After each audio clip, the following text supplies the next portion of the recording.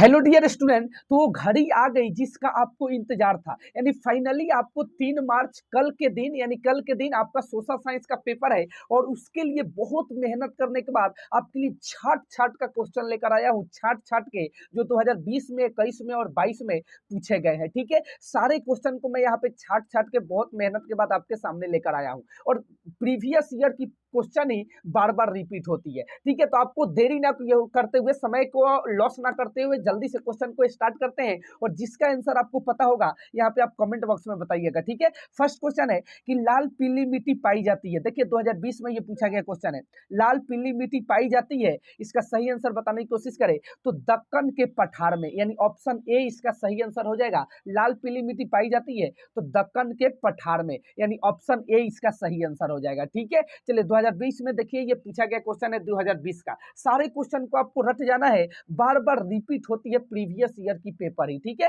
बहुत मेहनत के बाद आपके लिए लेकर आया हूं। सेकंड नंबर क्वेश्चन है, निम्नलिखित में से कौन सा भारत का संघीय राज्य नहीं है? तो याद रखिएगा 2022 में ये पूछा गया है तो दिल्ली इसका सही आंसर हो जाएगा, यानी दिल्ली जो है वो भारत का संघीय राज्य नहीं है। ठीक है, चलिए 3 नंबर क्वेश्चन है, निम्नलिखित में से भारत का प्रमुख रूप से किसका आयात करता है? निम्नलिखित में से भारत प्रमुख रूप से किसका आयात करता है? 2022 में पूछा गया आंसर है तो कच्चा पेट्रोलियम। याद रखिएगा कच्चा पेट्रोलियम यानी ऑप्शन बी इसका सही आंसर हो जाएगा, कच्चा पेट्रोलियम। याद रखिएगा। चलिए नेक्स्ट क्वेश्चन की तरफ चलते हैं। फोर्थ नंबर क्वेश्चन आपको समझाने की कोशिश करते हैं कि भारत में कुल कितने संघीय राज्य है। देखिए 2020 में ये पूछा गया क्वेश्चन है, भारत में कुल कितने संघीय राज्य है? तो 28। याद रखिएगा ऑप्शन बी सही आंसर हो जाएगा, 28 संघीय राज्य है। ठीक है, चलिए फिफ्थ नंबर क्वेश्चन है, बांधों को डैश भी कहा जाता है। 2022 में ये पूछा गया क्वेश्चन है, बांधों को डैश भी कहा जाता है। आपको जो आंसर पता होगा कमेंट बॉक्स में जरूर उसका आंसर बताने की कोशिश कीजिएगा। ठीक है, तो सही आंसर इसका क्या हो जाएगा बताने की कोशिश करें तो आपको बता दूं इसका सही आंसर हो जाएगा, यहाँ पे चारों ऑप्शन है ए बी सी डी में, चारों ऑप्शन में सही आंसर हो जाएगा बहुउद्देशीय परियोजनाएं, बहुउद्देशीय परियोजनाएं। चलिए 6 नंबर क्वेश्चन है, काले दस्ताने और बंधी मुठिया किसकी प्रतीक थी? 2022 में पूछा गया क्वेश्चन है तो अश्वेत शक्ति की। याद रखिएगा अश्वेत शक्ति की। 7 नंबर है, भूदान आंदोलन किसके द्वारा आरंभ किया गया? 2020 में पूछा गया आंसर है, भूदान आंदोलन किसके द्वारा आरंभ किया गया? तो विनोबा भावे। याद रखिएगा ऑप्शन सी विनोबा भावे। याद रखिएगा विनोबा भावे। सारे क्वेश्चन को रट जाना है आपको। 8 नंबर क्वेश्चन है, निम्नलिखित में से कौन अजैवीय संसाधन है? कौन अजैवीय संसाधन है? तो चट्टान इसका सही आंसर हो जाएगा। ठीक है, यानी ऑप्शन ए इसका सही आंसर हो जाएगा, चट्टान। याद रखिएगा। ठीक है, चलिए 9 नंबर क्वेश्चन है, निम्नलिखित देशों में से मानव विकास सूचांक लिहाज से किस देश की स्थिति अन्य से बेहतर है? 2022 में पूछा गया क्वेश्चन है तो म्यांमार। याद रखिएगा म्यांमार, यानी ऑप्शन डी इसका सही आंसर हो जाएगा। अगला क्वेश्चन है, निम्नलिखित में से कौन सा खनिज आधारभूत है? कौन सा खनिज आधारभूत है? सही आंसर बताने की कोशिश करें तो लौह अयस्क। याद रखिएगा लौह अयस्क, यानी ऑप्शन डी सही आंसर हो जाएगा, लौह अयस्क। चलिए 11 नंबर क्वेश्चन है, निम्नलिखित में से कौन सा संघीय सूची का विषय है? 2022 में पूछा गया क्वेश्चन है यहाँ पे तो रक्षा, कृषि, व्यापार, शिक्षा। तो रक्षा हो जाएगा, यानी ऑप्शन ए इसका सही आंसर हो जाएगा, रक्षा। ठीक है, चलिए अगला क्वेश्चन, आगे क्वेश्चन की तरफ चलते हैं और 12 नंबर क्वेश्चन आपको बताने की कोशिश करते हैं कि सामाजिक विभाजनों को संभालने के संदर्भ में इनमें से कौन सा बयान लोकतांत्रिक व्यवस्था पर लागू नहीं होता? चारों ऑप्शन आपके सामने है, इसका सही आंसर बताने की कोशिश करें ए बी सी डी में, इसका सही आंसर क्या हो जाएगा? तो याद रखिएगा इसका जो सही आंसर हो जाएगा, लोकतंत्र में राजनीतिक प्रतिबंधिता के चलते सामाजिक विभाजनों की छाया राजनीति पर भी पड़ती है, यानी ऑप्शन ए इसका सही आंसर हो जाएगा। ठीक है, option A is the right answer इसका हो जाएगा। ठीक है ना, चलिए चलते हैं नेक्स्ट क्वेश्चन की तरफ और आपको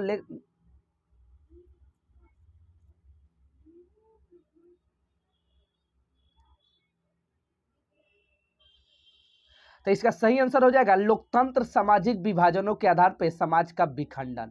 याद रखिएगा इसको, इसका आंसर लोकतंत्र सामाजिक विभाजनों के आधार पर समाज का विखंडन। चलिए 13 नंबर क्वेश्चन है, सेवा क्षेत्र निम्नलिखित में से किस क्षेत्र में सम्मिलित किया जाता है? सही आंसर बताने की कोशिश करें, इसका सही आंसर क्या हो जाएगा? तो तृतीयक क्षेत्र। याद रखिएगा तृतीयक क्षेत्र 2022 में पूछा गया क्वेश्चन है।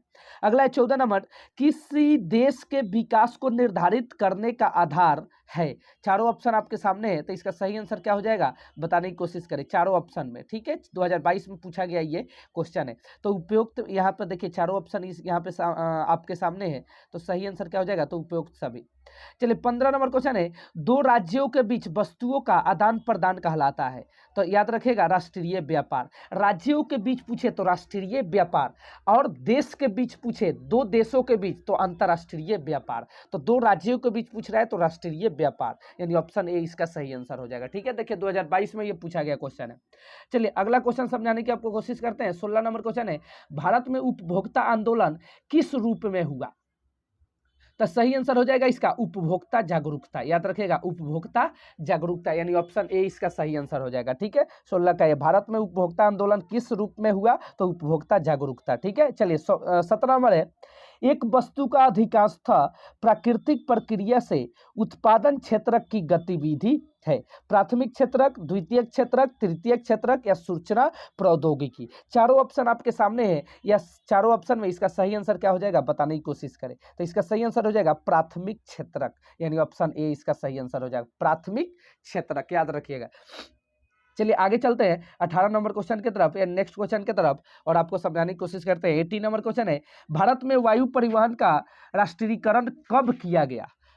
राष्ट्रीयकरण कब किया गया? तो 1953 ईस्वी में, यानी 2022 में पूछा गया क्वेश्चन है, याद रखिएगा 1953। 19 नंबर क्वेश्चन है, प्रथम विश्व युद्ध का प्रारंभ कब हुआ? तो याद रखिएगा 1914 में, मोस्ट इंपॉर्टेंट क्वेश्चन है 1914, याद रखिएगा। 20 नंबर क्वेश्चन है, झरिया प्रसिद्ध है, झरिया प्रसिद्ध है लौह अयस्क के लिए, कोयला अयस्क के लिए? तो कोयला अयस्क के लिए, याद रखिएगा ऑप्शन बी कोयला अयस्क के लिए झरिया प्रसिद्ध है। चलिए 21 नंबर है, सविनय अवज्ञा आंदोलन कब चलाया गया? तो इसका सही आंसर बताने की कोशिश करें। देखिए 2020 में भी पूछा गया, 21 में भी, तो 1930 में, याद रखिएगा 1930 में सविनय अवज्ञा आंदोलन चलाया गया। 22 नंबर क्वेश्चन है, कर्तन दहन कृषि निम्नलिखित में से किस राज्य में पाई जाती है? सही आंसर बताने की कोशिश करें, 2022 में पूछा गया ये क्वेश्चन है, कर्तन दहन कृषि निम्नलिखित में से किस राज्य में पाई जाती है? सही आंसर क्या हो जाएगा बताने की कोशिश करें चारों ऑप्शन में, तो इसका सही आंसर हो जाएगा मिजोरम। ठीक है, चलिए 23 नंबर क्वेश्चन है, निम्नलिखित चट्टानों में से किस चट्टान के स्तरों में खनिजों का निक्षेपण और संचयन होता है? चारों ऑप्शन आपके सामने है, तो इसका सही आंसर हो जाएगा तलछट्टी चट्टाने, तलछट्टी चट्टाने, यानी ऑप्शन ए सही हो जाएगा। 24 नंबर क्वेश्चन है, निम्नलिखित में से यह किसका कथन है, जब फ्रांस छींकता है तो बाकी यूरोप को सर्दी जुकाम हो जाता है? सही आंसर क्या हो जाएगा तो मेटर्निक, मेटर्निक का कथन है ये, याद रखिएगा मेटर्निक का कथन है।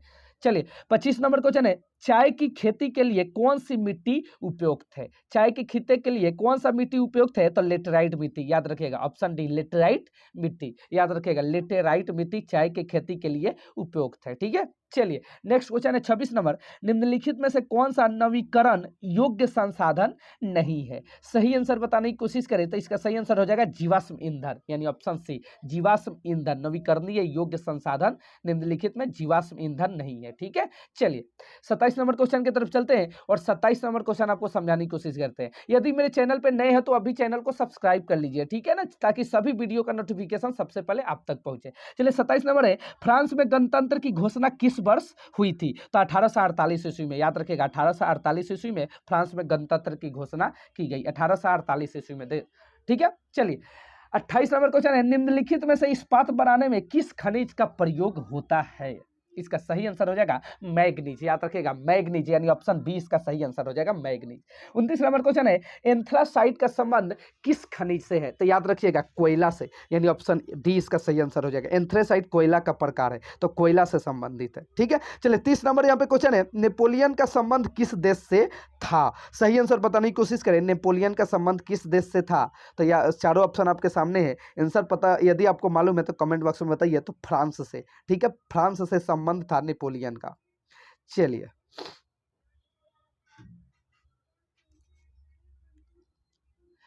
अगला क्वेश्चन है 31 नंबर, संयुक्त राष्ट्र संघ का मुख्यालय कहाँ स्थित है? देखिए 2020 और 21 में दोनों में पूछा गया ये क्वेश्चन है, तो न्यूयॉर्क, याद रखिएगा न्यूयॉर्क, VBI क्वेश्चन है न्यूयॉर्क। चलिए 32 नंबर क्वेश्चन है, सविनय अवज्ञा आंदोलन में महात्मा गांधी ने महात्मा गांधी ने नमक को अत्यधिक महत्व क्यों दिया? 2020 में पूछा गया क्वेश्चन है। सही आंसर बताने की कोशिश करें, इसका सही आंसर क्या हो जाएगा? तो इसका सही आंसर हो जाएगा नमक का प्रयोग अमीर गरीब सभी करते हैं इसलिए। ठीक है, चलिए 33 नंबर क्वेश्चन है, भारतीय संघ में अवशिष्ट शक्तियां किसको प्राप्त है? 2022 में पूछा गया क्वेश्चन है, तो याद रखिएगा संघ, यानी ऑप्शन बी सही हो जाएगा। ठीक है, चलिए 34 नंबर क्वेश्चन है, निम्नलिखित में से कौन सा देश केंद्रीय शक्तियों में सम्मिलित था? तो याद रखिएगा जर्मनी। ठीक है, यानी ऑप्शन सी इसका सही आंसर हो जाएगा जर्मनी। 35 नंबर क्वेश्चन है, झारखंड में स्थित कोडरनामा निम्नलिखित में किस खनिज का अग्रणी उत्पादक है? सही आंसर बताने की कोशिश करें, खनिज का अग्रणी उत्पादक है तो अभ्रक, याद रखिएगा अभ्रक, option B is the right answer, अभ्रक। ठीक है, चलिए नेक्स्ट क्वेश्चन की तरफ चलते हैं। 36 नंबर क्वेश्चन आपको समझाने की कोशिश करते हैं कि वैश्वीकरण ने जीवन स्तर के सुधार में सहायक पहुंचाई है। चारों ऑप्शन आपके सामने है, चारों में कौन सा ऑप्शन सही हो जाएगा? तो विकसित देशों के लोगों के, विकसित देशों के लोगों के। ठीक है, तो option B is the right answer इसका हो जाएगा। चलिए 37 नंबर क्वेश्चन है, पश्चिमी रेलवे का मुख्यालय स्थित है? 2022 में पूछा गया क्वेश्चन है, पश्चिमी रेलवे का मुख्यालय स्थित है तो मुंबई में, याद रखिएगा मुंबई में। ठीक है, चलिए 38 नंबर क्वेश्चन है, निम्नलिखित में से कौन सा वक्तव्य बहुउद्देशीय नदी परियोजनाओं के पक्ष में दिया गया तर्क नहीं है? चारों ऑप्शन आपके सामने है, सही आंसर बताने की कोशिश करें, इसका सही आंसर क्या हो जाएगा? तो बहुउद्देशीय परियोजनाएं उन क्षेत्रों में जल लाती है जहां तक जल की कमी होती है।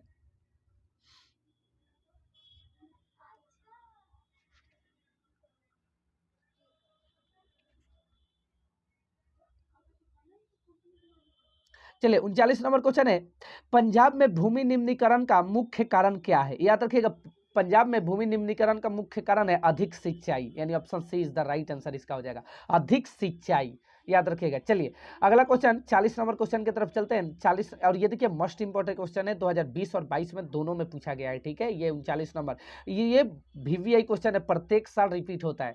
चलिए 40 नंबर क्वेश्चन है, निम्नलिखित में से किस एक देश को छोड़कर हर जगह तानाशाही पर लोकतंत्र को प्राथमिकता दी जाती है? सही आंसर बताने की कोशिश करें तो पाकिस्तान, याद रखिएगा option B Pakistan. 41 number question है यहाँ पे कि विश्व व्यापार संगठन का मुख्यालय कहाँ स्थित है? विश्व व्यापार संगठन का मुख्यालय कहाँ स्थित है? 2022 में पूछा गया क्वेश्चन है, तो सही आंसर बताइए। तो जेनेवा में, ऑप्शन याद रखिएगा जेनेवा में, option C is the right answer, Geneva में। चलिए 42 नंबर क्वेश्चन है, सर्वप्रथम विश्व व्यापार संगठन यानी WTO के द्वारा शुरू हुआ, किसके द्वारा शुरू हुआ? सॉरी, विकसित देश, याद रखिएगा विकसित देश। सर्वप्रथम विश्व व्यापार संगठन किसके द्वारा शुरू हुआ? तो याद रखिएगा। ठीक है, चलिए 43 नंबर क्वेश्चन है, समवर्ती सूची से संबंधित विषय नहीं है तो विदेशी मामले, याद रखिएगा विदेशी मामले, option D is the right answer हो जाएगा। चलिए 44 नंबर क्वेश्चन है यहाँ पे कि निम्नलिखित में से किस राज्य में काली मिट्टी पाई जाती है? किस राज्य में काली मिट्टी पाई जाती है? तो गुजरात में, याद रखना option B is the right answer, Gujarat में काली मिट्टी पाई जाती है। देखिए 2020 में पूछा गया क्वेश्चन है। चलिए आगे चलते हैं 45 नंबर क्वेश्चन की तरफ, और 45 नंबर क्वेश्चन आपको समझाने की कोशिश करते हैं। देखिए इसके बाद मैं तुरंत बाद सब्जेक्टिव आपके लिए लेकर आ रहा हूँ। पूरे रात आपको तैयारी करानी है और पूरा आपको 100 में 100 करके कल आना है। तो अभी मेरे चैनल को सब्सक्राइब कर लीजिए जिन्होंने नहीं किया है। ठीक है, कर लिए हैं उनके लिए तो सोने पे सुहागा है। जिन्होंने नहीं किया अभी चैनल को सब्सक्राइब कर लीजिए ताकि सभी वीडियो का नोटिफिकेशन आप तक पहुंचे और आप कल 100% करके आए, 100% में 100%, यानी 70 में 70 कल एग्जाम में करके आए। ठीक है, चलिए तो यहां से आपको सारे क्वेश्चन को ढंग से प्रिपरेशन कर लेना है। ठीक है, जितना मैं बता रहा हूं सारे क्वेश्चन, देखिए मैं आपके लिए कितनी मेहनत से छाट के लिए आपके लिए क्वेश्चन लेकर आया हूं जो प्रीवियस ईयर में पूछा गया क्वेश्चन है। और प्रीवियस ईयर का क्वेश्चन ही बार बार रिपीट होता है, इतना बार जान लो, क्योंकि एक बार क्वेश्चन सेट कर दी जाती है और वही क्वेश्चन उसी में से बार बार रिपीट होती है। तो आपको 2020, 21 और 22 3 इयर्स का पेपर से क्वेश्चन जो पूछा गया है वो सारे का छाट कर मैं आपके लिए क्वेश्चन लेकर आया हूं। ठीक है, सारे क्वेश्चन को आपको ढंग से प्रिपरेशन कर लेना है। ठीक है, और कल 70 में 70 आपको कल करके आना है। तुरंत बाद आपको 1 घंटे बाद मैं आपके लिए सब्जेक्टिव का लेकर आता हूं, थोड़ी देर बाद आपके लिए सब्जेक्टिव पेपर लेकर आता हूं यहाँ पे। ठीक है, सारे क्वेश्चन को आपको प्रिपरेशन करा देंगे, आप पूरा का पूरा आप कल एग्जाम में बना कर आएंगे, फोड़ के आएंगे आप। ठीक है, चलिए चलते हैं नेक्स्ट क्वेश्चन की तरफ, और नेक्स्ट क्वेश्चन 45 नंबर आपको समझाने की कोशिश करते हैं।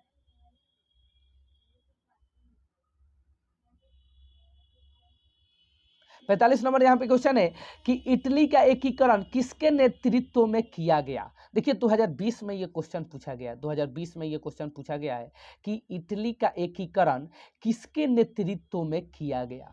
चारों ऑप्शन आपके सामने है, तो ज्यूसेppe गैरिबाल्डी, याद रखिएगा, option A is the right answer इसका हो जाएगा। ठीक है, निम्न में कौन सा संसाधन पुनः चक्रीय है, तो लोहा, याद रखिएगा, लोहा पुनः चक्रीय है, याद रखना, 2022 में पूछा गया क्वेश्चन है। वंदे मातरम गीत किसके द्वारा लिखा गया है, तो ये तो सबको पता होगा, इजी क्वेश्चन है, बंकिम चंद्र चटर्जी यानी चट्टोपाध्याय द्वारा, बंकिम चट्टोपाध्याय द्वारा। ठीक है, option A is the right answer. 48 number है, निम्न में से किसको कृषि क्षेत्रक कहते हैं, किसको कृषि से क्षेत्र कहते हैं, प्राथमिक क्षेत्रक को, याद रखिएगा, प्राथमिक क्षेत्रक को। 49 नंबर क्वेश्चन है, निम्नलिखित देशों में से किस देश का मानव विकास सूचांक 2016 के अनुसार भारत से अधिक उच्च स्थान है, तो याद रखिएगा Sri Lanka, option A is the right answer इसका हो जाएगा, श्रीलंका। ठीक है, चलिए 50 नंबर क्वेश्चन की तरफ चलते हैं। 50 नंबर क्वेश्चन आपको समझाने की कोशिश करते हैं। 50 नंबर क्वेश्चन है कि सलाल बांध किस नदी पर बसा है, सलाल बांध किस नदी पर बसा है, तो चिनाब नदी, याद रखना, option B is the right answer, Chenab नदी। 51 नंबर क्वेश्चन है यहाँ पे, महानदी का प्रारंभ किस वर्ष हुआ। देखिए 2020 में और 22 में दोनों में पूछा गया क्वेश्चन है, तो इसका सही आंसर हो जाएगा 1929 ईस्वी में, यानी option C is the right answer इसका हो जाएगा। ठीक है, चलिए 52 नंबर यहाँ पे क्वेश्चन है कि नेपाल में लोकतंत्र की स्थापना कब हुई, 2008 में, याद रखिएगा, option C is the right answer. ठीक है, चलिए अगला है 53 नंबर, निम्नलिखित में से परिवहन का कौन सा साधन अति दुर्गम स्थानों के लिए अत्यंत आवश्यक है, वायु परिवहन, याद रखिएगा, वायु परिवहन, option B is the right answer इसका हो जाएगा, वायु परिवहन। ठीक है, चलिए सारे क्वेश्चन को आपको रट के जाना है एग्जाम में। ठीक है, चलिए 54 नंबर क्वेश्चन है, संसदीय प्रजातंत्र की स्थापना किस देश में सर्वप्रथम हुई, संसदीय प्रजातंत्र, इंग्लैंड में, याद रखेगा, ऑप्शन बी इंग्लैंड में, इंग्लैंड में। ठीक है, चलिए निम्नलिखित में से किसे 1871 में जर्मनी का प्रथम सम्राट घोषित किया गया, सही आंसर बताने की कोशिश करें, चारों ऑप्शन आपके सामने है, तो इसका सही आंसर हो जाएगा विलियम, यानी ऑप्शन ए इसका राइट आंसर हो जाएगा। ठीक है, चलिए अगला क्वेश्चन है, एक मार्ग किन वस्तुओं के लिए प्रमाणित चिन्ह है, तो खाद्य पदार्थ, याद रखिएगा, एक मार्ग किस वस्तुओं के लिए प्रमाणित चिन्ह है। चलो 57 है, निम्नलिखित में से कौन सा संघीय राज्य नहीं है, तो दिल्ली, याद रखना, दिल्ली, दिल्ली संघीय राज्य नहीं है। अगला है, निम्नलिखित में से कौन सा ऊर्जा का गैर परंपरागत स्रोत है, सही आंसर बताने की कोशिश करें, इसका सही आंसर हो जाएगा कोयला, यानी option B is the right answer, कोयला। ठीक है, चलिए चारों ऑप्शन में कोयला सही आंसर हो जाएगा। ठीक है, चलिए इसके बाद क्वेश्चन है, निम्नलिखित में से किसमें महिलाओं के लिए आरक्षण सुनिश्चित है, सही आंसर बताने की कोशिश करें, तो पंचायती राज संस्थाओं में, पंचायती राज संस्थाओं में। ठीक है, चलिए यहाँ पे 7 नंबर क्वेश्चन है, निम्नलिखित में से कौन गैर परंपरागत ऊर्जा स्रोत है। ठीक है, तो सही आंसर हो जाएगा सौर ऊर्जा, सौर ऊर्जा। ठीक है, चलिए नेक्स्ट क्वेश्चन की तरफ चलते हैं। 61 नंबर क्वेश्चन समझाने की कोशिश करते हैं। 61 नंबर क्वेश्चन है, निम्न में कौन सा परिवहन साधन भारत में प्रमुख साधन है, तो याद रखेगा सड़क परिवहन, यानी ऑप्शन सी इसका सही आंसर हो जाएगा, सड़क परिवहन। ठीक है, ये प्रमुख साधन है भारत में।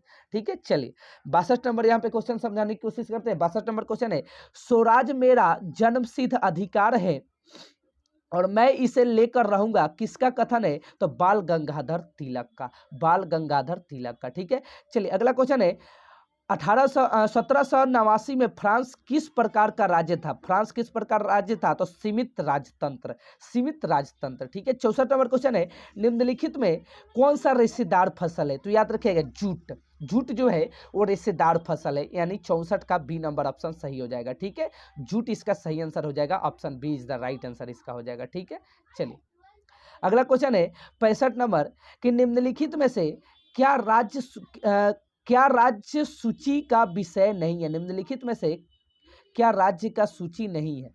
चलिए 66 नंबर क्वेश्चन है यहाँ पे, सामान्यतः किसी देश का विकास निम्नलिखित में से किस आधार पर निर्धारित किया जा सकता है। चारों ऑप्शन आपके सामने है, तो सही आंसर हो जाएगा इसका कि सही आंसर बताने की कोशिश करें। मस्ट इंपॉर्टेंट क्वेश्चन है क्योंकि तो ये उपयुक्त सभी याद रखेगा, उपयुक्त सही ABCD में सही आंसर हो जाएगा उपयुक्त सभी। 67 नंबर क्वेश्चन है, मुंबई हाई प्रसिद्ध है, मुंबई हाई प्रसिद्ध है, सही आंसर बताने की कोशिश करें तो तेल शोधक कारखानों के लिए, याद रखिएगा तेल शोधक कारखानों के लिए यानी पेट्रोलियम के लिए, ठीक है। चलिए अगला क्वेश्चन है यहाँ पे कि मुंबई हाई कोर्ट प्रसिद्ध है फिल्म सिटी के लिए भी, याद रखिएगा फिल्म सिटी के लिए। अगला क्वेश्चन है, महात्मा गांधी ने असहयोग आंदोलन कब आरंभ किया? 2020 में पूछा गया क्वेश्चन है, तो 1920 ईस्वी युग में, ठीक है।